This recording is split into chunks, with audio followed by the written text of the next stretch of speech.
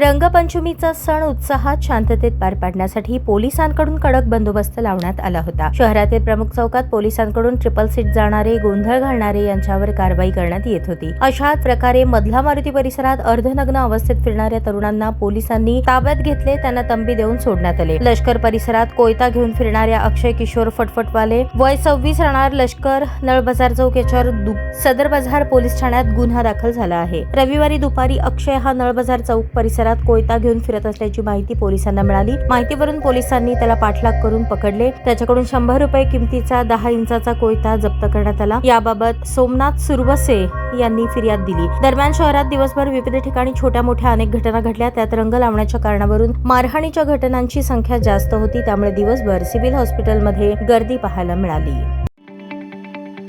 ताज्या बातम्या पाहण्यासाठी प्राईम महाराष्ट्र न्यूज चॅनलला सबस्क्राईब करा।